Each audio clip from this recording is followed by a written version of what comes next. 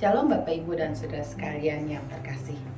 Dalam kehidupan kita yang serba terkoneksi satu dengan yang lain, saling terhubung, dan rasa-rasanya kita tidak bisa menjauhkan diri dari berbagai macam kontak dengan orang yang ada di sekitar kita maupun orang yang jauh, karena teknologi memampukan kita untuk terus-menerus bisa terhubung.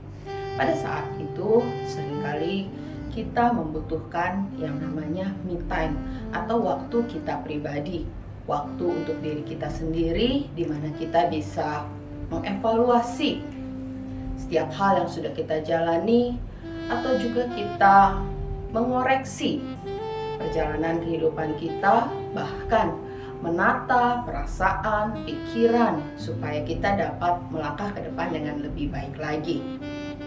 Me time ini memang diperlukan, tetapi kita juga harus waspada agar me time kita bukan menjadi self-centered atau berpusat pada diri sendiri dan mengutamakan keinginan kita.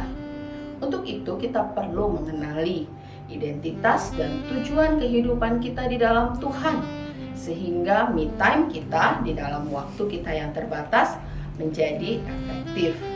Tuhan Yesus pun juga melakukan me time-nya, yaitu ketika ia mendapatkan kabar duka tentang Yohanes Pembaptis yang telah dibunuh. Di dalam Matius pasal 14 ayat 13 dan 14, Tuhan Yesus memilih untuk menyingkir dan mengasingkan diri dengan perahu. Tuhan Yesus menunjukkan bahwa dia butuh waktu untuk juga berpulih dari rasa dukanya, kehilangannya. Seperti yang juga dialami Tuhan Yesus di dalam bacaan kita, kadang orang lain tidak mengerti akan kebutuhan me time-nya kita. Orang-orang tetap mencari, mereka tetap menghubungi, mereka tetap mengharapkan sesuatu dari kita. Lalu kita harus bagaimana? Kita berkaca dari apa yang Tuhan Yesus lakukan. Tuhan Yesus tetap menyambut mereka. Tuhan Yesus hadir bagi mereka dan menjadi berkat bagi orang banyak yang mencari Dia. Dari mana kekuatan yang ada di dalam Tuhan Yesus itu? Dari belas kasihannya atau compassion-nya. Ketika kita mengenali identitas kita di dalam Tuhan, maka walaupun kita sedang membutuhkan waktu untuk diri kita sendiri, untuk mengevaluasi, kita tidak dapat menolak orang lain. Kita dimampukan untuk dapat mengerjakannya di dalam belas kasih yang Tuhan taruhkan di dalam kehidupan kita. Untuk itu mari kita merenungkan apakah secara teratur kita mengambil me time kita, waktu khusus bagi diri kita untuk mengevaluasi dan menata ulang kehidupan kita. Bagaimana sikap kita ketika di dalam me time kita diinterupsi?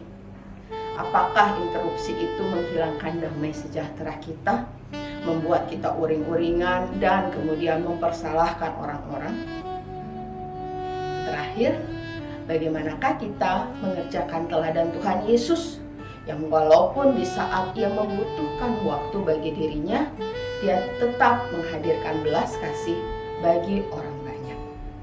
Tuhan Yesus menciptakan kita di dunia dengan tujuan untuk membangun kehidupan kebersamaan dan menjadi berkat.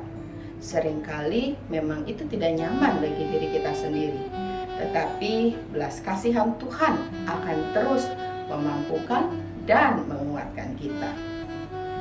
Mengenai bagaimana kita menata diri, merecharge diri kita, kita percaya Tuhan pasti sediakan waktu bagi kita. Dan untuk itu, waktu yang ada, yang saat ini Tuhan percayakan kepada kita, mari kita gunakan dengan efektif, sehingga itu menyemangati kita untuk terus melangkah. Tuhan memberkati.